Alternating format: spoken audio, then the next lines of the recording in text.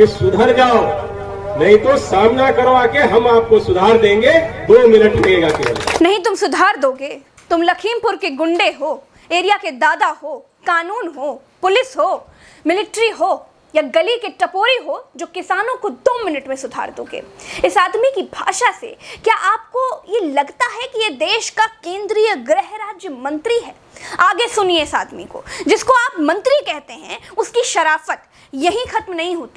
मैं केवल मंत्री नहीं हूँ, ये सांसद विधायक नहीं हूँ। जो विधायक व सांसद बनने से पहले मेरे विषय में जानते होंगे, उनको ये भी मालूम होगा कि मैं किसी चुनौती से भागता नहीं हूँ। और जिस दिन मैंने उस चुनौती को स्वीकार करके काम कर लिया, तो उस दिन पलिया नहीं लखीमपुर तक छोड़ना पड़ जाएगा, ये याद रखना। मुबारक हो।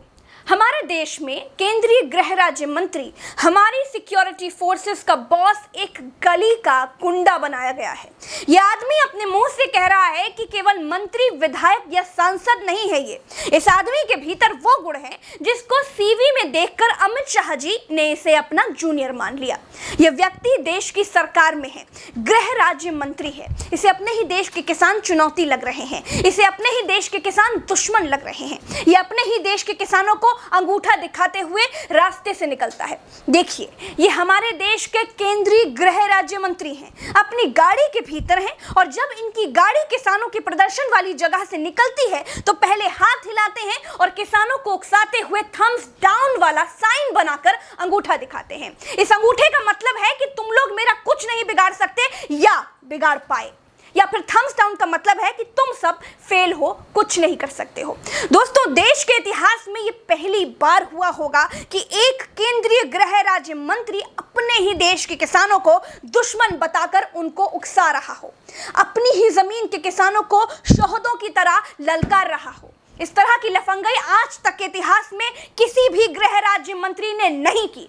आज हमारे पहले गृह मंत्री सरदार पटेल की पत्थर की मूर्ति गुजरात में खड़े होकर रो रही होगी कि किस आधार पर इस तरह के गुंडे को केंद्रीय गृह राज्य मंत्री बना दिया गया। किसान इस मंत्री की जमीन छीनने के लिए प्रदर्शन नहीं कर रहे थे, ना इस मंत्री से किसानों का कोई लेना देना है। किसान उत्तर प्रदेश के उप मुख्यमंत्री केशव प्रसाद मौर्य को काले झंडे दिखाने के लिए प्रदर्शन कर रहे थे।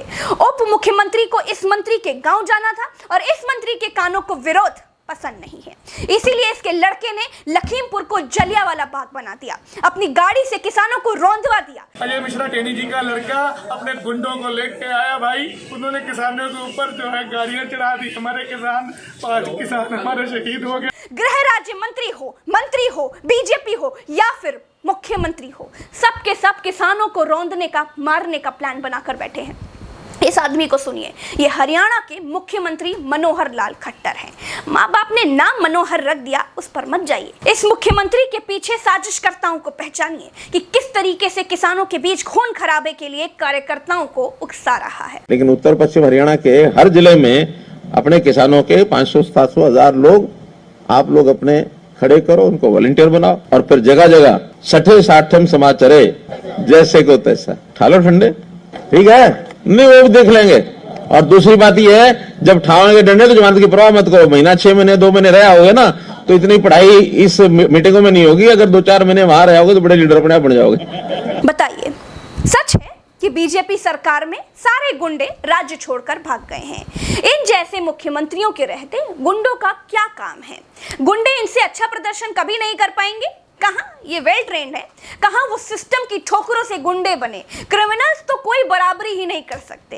ये मैडम से मिलिए, देखने से ममता की मूरत लग रही होंगी, आपको लग सकती हैं, लेकिन बीजेपी की सदस्यता लेने के बाद किसान इनके लिए मवाली है।